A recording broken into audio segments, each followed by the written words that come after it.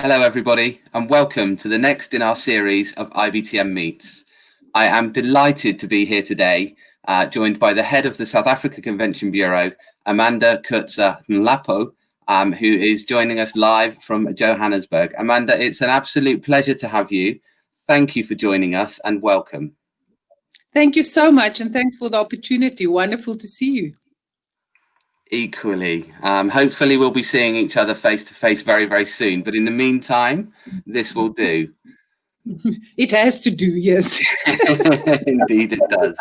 So obviously the aim of today, Amanda, is really to have a bit of a catch up, an informal chat really, about, your personal career journey to date, a little bit of background of what's happening potentially in and around South Africa, and really just to have a sneak preview in the times that we're not able to travel into some of the wonderful things that make up the destination in which you live and work, and obviously which you represent. So if you're sat comfortably, I will begin with the first question. Yes. Great. So firstly, maybe just tell us a little bit about yourself and your career journey within the business events industry to date. How did it all begin, and what was the path? Yeah, it's an interesting story because there's, I think a lot of people, when you talk to them about our industry and how they ended up, people say by default. And Sure. Mine was by default in a love story. So I really started to, in small business development, in the new South Africa, as we call it that time, during the first years of the democracy of South Africa. And then specifically then venture into the tourism side, of the industry, or of the sector. But it's and I'm talking now pure tourism, and small business in tourism. But what was interesting is then, I worked on a project that actually, and it's built a craft center, if you like, from shipping containers, and my husband at that stage worked for SAF Marine. That was the shipping company for South Africa. It's now taken over by Maersk, and but anyway, at that stage, and that is how we met, and at that stage, it was like, okay, I'm on the top of the country, and he's in the north of the country, and he's in the down of the country, in the south of the country, in Cape Town. Of course, where we are in Joburg, there's no ocean. And so I needed to get down to Cape Town, and literally, still in the same sector, but I then went, and specifically with events, major events, being part of not just the Olympics, because Cape Town bid for the 2004 Olympics and we lost against Greece, but we also bid for the 2006 soccer or World Cup, and lost against Germany, but eventually we got it. We just the other day celebrated 10 years ago. I can't believe that it's already 10 years. Incredible, isn't it? That South I can Africa. still remember that time. It does not seem 10 years ago. And I suppose all the vuvuzelas, that's what everyone remember, and the noise. a total new thing that we introduced as Africa, to the soccer or the football scene.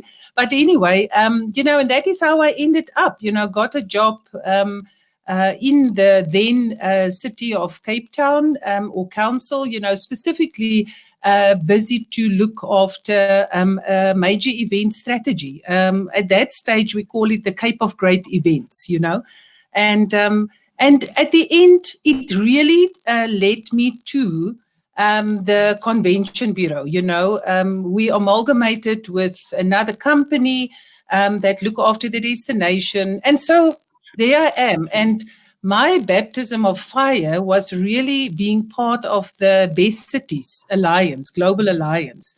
And I remember I had to go to Vancouver, and with all these very clever people that are years in the Convention Bureau industry and sector, Steen Jacobsen, and all these people. So, but at the end, and Leslie, I remember I met Leslie from Edinburgh, Yes. also at that event first time. But I remember actually in your valley, I was at Heathrow Airport and I had a thick file, because now we talk about standards and and I need to go and give input, and I have no cooking clue what is going on. But yeah, it's far to travel to Canada. So I had enough time, on airports and on the plane, to catch up on this thick file, and had to jump into it. But the one thing that I want to say about the industry is that, and I made myself very, very vulnerable now. If I look at what I know now and what I knew then, and I'm talking now 2006, 7. But what is amazing about it is that the people of this industry are always willing to share their knowledge. Absolutely. And that is really why I think when I eventually realized, but this is really something that make my heart tick faster, that get me excited, that get me to get up in the morning, because if I think from that time to now on what we are looking at as a business events industry and how we really are change makers, and change agents, like some of our colleagues always say and coin the term, not travel agents, but that it is a fact that we are in the forefront, and that is of helping a country and helping your destination to just be better. So yeah, for me, that is how I ended from a love story into a love story with the industry. Wow, what a great story. And I think you're the first person that has formally disclosed that love was a key factor in their journey. But that's a lovely story. And a couple of things, if I may, Amanda, that sounds like a very familiar story in the sense of almost coming into our industry, maybe by accident initially. And I think so many people are in that position. But I think a few of the things you mentioned, and one is the willingness, friendliness, and the amount of sharing that happens in this industry. I think that's a real key as to why people maybe don't know about it initially and stumble into it. But certainly is one of the key reasons that they stay in it, and that's I think that's testament to the strength of the industry, the global connections you can build, and all sorts that really help us build a great story and a great legacy, and all of those things we can maybe talk about in a moment, but certainly help us stay in the industry we're in. And I think now more so than ever, the friends we have globally, the partnerships that we've made down all of those years will hold us in great stead as we come out of this, and we help not just our own industry, but multiple industries and economies recover from the situations we're in. So that's great. Thank you for sharing that. Just one question, if I may. It must have been truly amazing to work on some of those incredibly large sporting events. And I know we're not here to necessarily talk about that today, but from my time in South Africa, and I've been mainly to Cape Town, but 5 or 6 times. And as a keen cyclist, I have not actually done the race, but I've ridden most of the route of the Aga. So did you get to work on that at all? Absolutely. We actually how it worked was in the year 2000. It's a little bit like now. I was thinking, there's some stuff that is the same here, because I remember when it was, and maybe for the youngsters they won't know, but when the year 2000 was on its way, every Y2K, if we can remember that. Y2K, everyone thought the world is going to come to an end. Our computers and laptops are going to crash down. There's going to be nothing. And everyone actually just did big parties. And, at that stage, I had a wonderful a leader, or, a boss, Pat Lennox, and really understood and worked very close, like I said, with the Olympic bit. And, he said, we must come up with another idea than to just spend money on a big party, to move from the 90s to the 2000.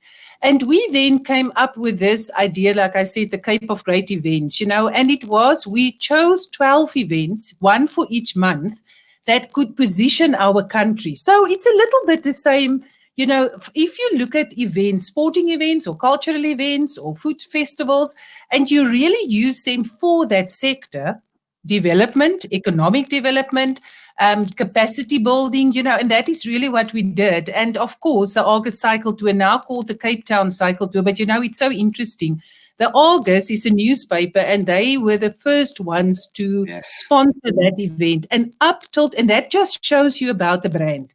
And up till today, people actually refer to now, August, they get all this mileage, and they are a long time not a sponsor any longer. Another reason investment in business events, if proposed correctly, is a sound one. Absolutely. Brilliant. Well, thank you for sharing that. So I guess sort of we've picked up on a couple of points about, being at the forefront of the economies and the sectors we serve. And I say probably now more than ever, it's so important that we're joined up as an industry, and that we are communicating with all the right stakeholders to absolutely make sure that business events gets the recognition it's deserved, but also can be a solution and the real assistance to recovery in terms of pretty much every country in the world. So what do you hope to see maybe in the future of business events that can make a real long-term difference? I think for me, the first thing that from the beginning with this whole situation that we have, the first thing that came to my mind is collaboration. And I know everyone is saying that. But for me, it goes collaboration way down the line with no competition. And it sounds ridiculous, but I think, if we, and I'm talking about price wars, and whatever you will go all the way to undercut your competition. I don't think that we will be able to continue to do that, because financially, I don't think anyone is in that position to really have a price war. And I think our clients also need to know that as an industry and as specifically because, I'm in a destination and we are, the gel, of our sector and of our industry. But I think that destinations start to work together and convince our clients that moving around, giving a little bit in at this stage and taking a little less, will actually make us to help this industry recover, but also our countries, from an economic perspective. I think whilst we are maybe not just tourism, because we definitely consume the tourism industry or sector. And also, we as the business event sector really could kickstart the leisure side, if you like, or the normal tourism, the stuff that we know, your accommodations, your sightseeing and all those things. Coming to a meeting and then go onto the route of the August Cycle Tour, But I think, so for me, that would be, it's a different collaboration that we're talking about. I always said that we are not in competition, we are in co-opetition. I think it's more true than ever before. We cannot continue to play each other off against each other, or allow the client. Let me rather say this. The second thing I think what is very important is that the clients, we have that thing of a client is king. But I don't believe that we always understand, it is really to sit with the client. And when I talk that, I'm not just talking association meetings, I'm talking exhibitions, trade exhibitions, the platforms that we create. What is it that actually going to make them to come back and have meetings? But Absolutely. More so, what is the added value? It's absolutely key that we need to go into our sectors, because if we not now use events, business events for the right reasons, we will never. This opportunity will pass. It's now amplified. We can actually talk. I keep on saying that when our the president now, Cyril Ramaphosa, when he started, when he became the president, the first thing he did was he did a conference on investment, because as South Africa is a country, a developing country, we really needed for the world to come and assist us to build, certain industries in our country. That's a meeting, and how can we go and sit in front of him? Now we are the last to come in, to come back but actually the whole time, if you think about what is happening, doesn't matter where in the world, it is the meetings industry, because governments had meetings, they had committees, they had task teams, workshops, call it what you like. And whether it was virtual or face-to-face or hybrid, it was this sector that actually helped us to come up with certain, solutions. And then if I think about, for us in South Africa, one of the key scientist that actually is an advisor to our government is one of our key association champions, and it was fantastic to see him talking about the industry and being, and I do believe that it opened up. Yes, it is very negative, but it does open up a lot of new opportunities for us to meet around and to help our industries and economies to, to come back, hopefully better and stronger as what it was. Absolutely, and I think you're absolutely right. It's about thinking a longer term in terms of the timelines we're working to. Cooperation, I think, as an industry, we're probably more joined up now than we've ever been.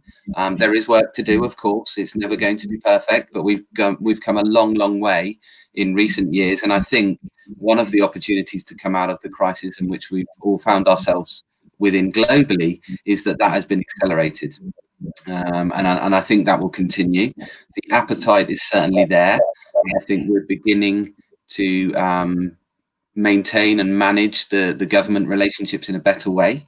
And certainly a lot of countries, or some, are further ahead than others.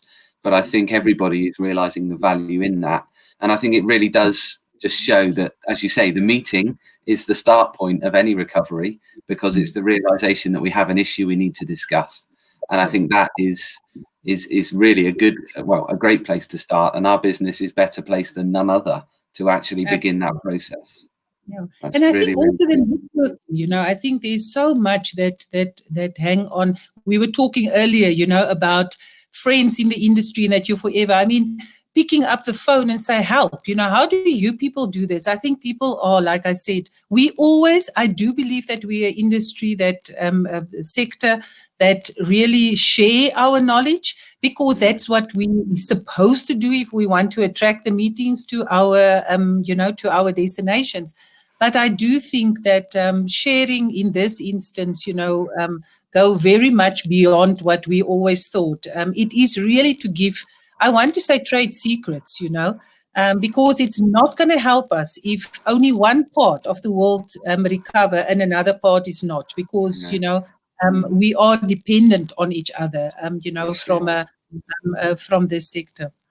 Definitely. No, we absolutely are. I couldn't agree more. So maybe just on that point, are there any new initiatives within South Africa and the MICE industry over there that you're sort of preparing for, as we come out of the crisis? Yeah, I think one of the first things that we a few, I would say, months ago, before this all happened, and we were very lucky because, I suppose we had one of the last trade shows in our sector, Meetings Africa, in February that happened.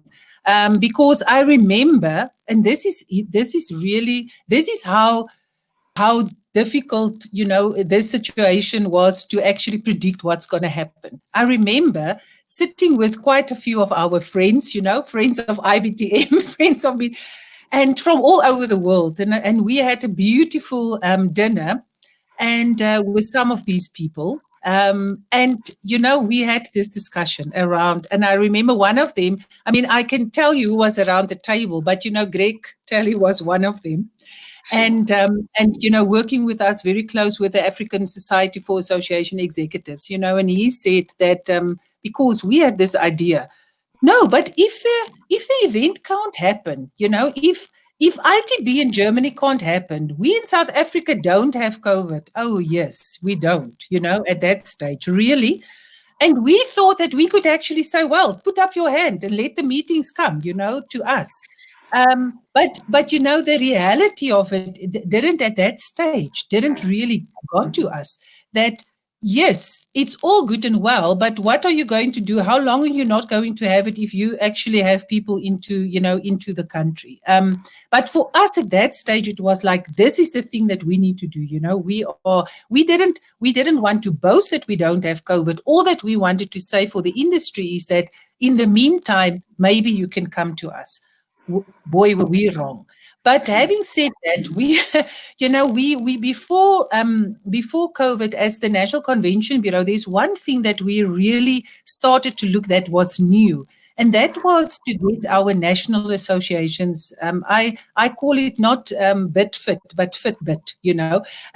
To get them to do some capacity building, not just national but regional also, so that we can be better prepared for the international world. However, that process started long before we even knew that there would be a COVID. But of course, that is now amplified. We know that first it will, and it's actually worked now so much in our favor, because we know that we will first nationally or domestically, recover and then go out. So it gave us time to just take a step back and look at our bid support framework. So we have new criteria. We definitely added all the virtual stuff in it. It was there, but it wasn't in the way that it is, And how do we actually support events to have, because suddenly there's an opportunity where you could have 10 eyes on your destination, you could now have 100 eyes on your destination. You could have people that never, would consider your destination to come to that meeting, even if it was the only meeting. Because maybe it's too far, maybe there's a money issue. I'm not saying with that the people that there's always a group of people that always will go to their meeting, and I do, and I just take ICA for us, as a destination and as a convention bureau, they can bank on us. If there's an international meeting, we will be there. But there are other destinations that maybe won't go, but here's an opportunity. So hybrid meetings, definitely. And then building, and this is what is new, I believe, building then around that. What does it mean if we talk about a virtual or digital package? How do we actually help? How do we convince our clients and, the world that South Africa are actually able, that we are digitally savvy, that we can, do these kind of connections. And I think very important for us, the regional connection. It's also helped us to focus. So we have a very strong regional, project that we are working on with the rest of the continent, and also working as some of the I would say the top destinations in the continent, working together to make a case for Africa. So that it really, just taking a step back, reflect a little bit, helped us to, we always had that, I always had a real heart for the continent, but I think now more than ever, like I said, cooperation. So that is something new. We have a new bid support framework, put all those things in there.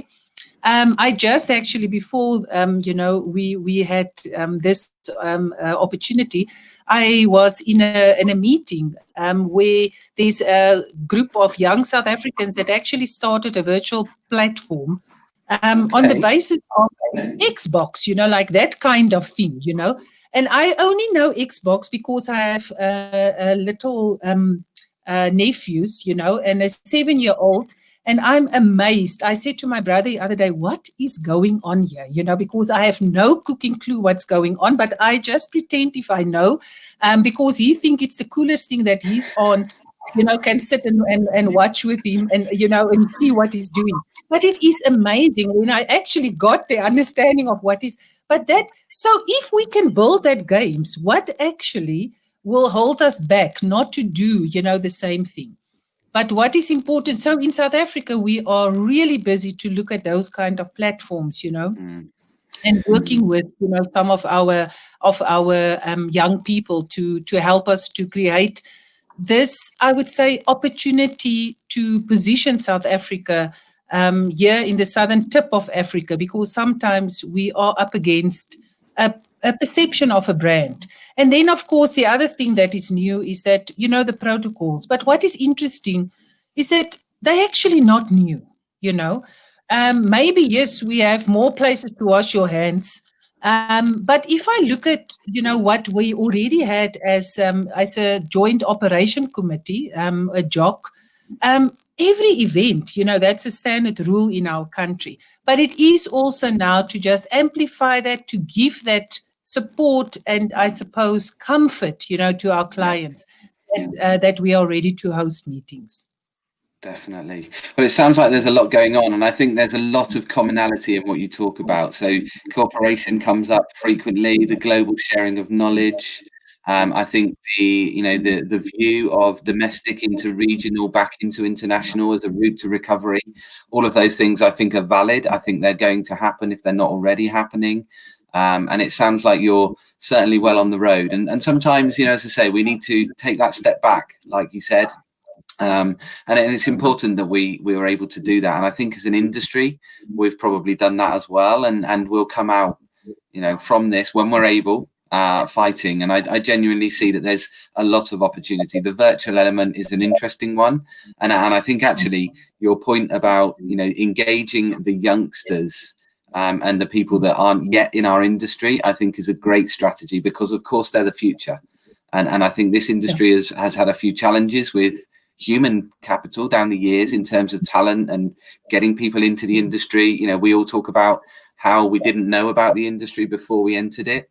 And it's an amazing industry, but I think we've all got a lot to do to engage the younger communities, to let them see the benefits, and what better way than through technology, which is where they spend so much of their time. So that's very, very interesting. Thank you so much for sharing. Very, very insightful. So maybe if we change tack slightly now, Amanda, a bit more personal questions and around the tourism. We talked about the brand, but the destination itself. You probably can't answer this running a national bureau, but if you could, what would be the I suppose the first thing you would recommend a first-time visitor to South Africa to do? You know, it is such it is a difficult one. However, I will say this to you, that people would always think when we say, you know, when people come a first time, they must go straight, you know, fly right over the country and go south, you know, to Cape Town. And the reason, of course, for that is that it is absolutely beautiful. You know, the scenic beauty is taking your breath away. And so many other places in the world as well. But Cape Town, there is just something about, you know, this mountain, this nature reserve that is a city that's around a nature reserve. You know, the blue ocean, the two oceans that come to, you know, there's so much that goes for it. The wine industry, the beautiful, because there's a little bit of the rest of the world, you know, in our country, you know, and specifically in Cape Town, because we're the first people, you know, not the first people on in South Africa, but from Europe that came, you know, also then brought a little bit of their culture. So it is a fusion of culture, and the food is also, you know, representing that fusion of culture. But what I will say, if you really want to understand Africa and really get to know Africa, you need to be in Johannesburg, you know, and you need to go to the cradle of humankind, because that is where the first resemblance of people were found. And, you know, a lot of people say, and even Nelson Mandela, he did say that, you know, when you touch the soil of Africa, you will not be the same. But it's because of that, because it all starts here, you know, here where I am in Gauteng, you know, in Johannesburg, now here for 9 years, it's going for my 9th year, you know. I have to say that I, as a Cape Townian, I realize how important it is to understand my country, my continent, to be here. You can hear, because our story of South Africa starts here. It's here where Nelson Mandela and his comrades, you know, came together and dreamed that dream of a free South Africa. And you can, when you are in Johannesburg, you can actually, and I get goosebumps when I say that, because you can actually walk in those footsteps and really understand, how did we get to a reconciled South Africa that we are in? Yes, we have a lot of problems, but the one thing that I will say is that our people are resilient. Our people are friendly and welcome, and they will always go the extra mile, because humanity is really, it's born here in the southern tip of Africa, here where we are in South Africa. And it is something that the Ubuntu, as we call it, that you can find in the rest of the continent. There's something about Africa because humanity started here. And so when you ask me that question, yes, maybe for the beauty, and for the wildlife, you will go to the Kruger National Park and also beautiful other parks. But if you really want to understand or be changed, let me say that, it is here in Johannesburg where you will find it. Wow. Thank you for sharing that. That sounds unbelievable. And to be able to, like you say, walk in those footsteps and to feel that human connection of one of the most significant moments in global history must be something truly to behold. That must be amazing. It's not yet been done. I've not been to Johannesburg as yet, but it's certainly, the way you describe it with such passion is certainly on the list for now. But that's great. Well, I think that's a great place to end, Amanda. Thank you so much for spending the time to tell us a bit about your destination, yourself, a bit about the new exciting things happening in the business events industry in South Africa. It is, I'm sure that it's we're building some great foundations for the future.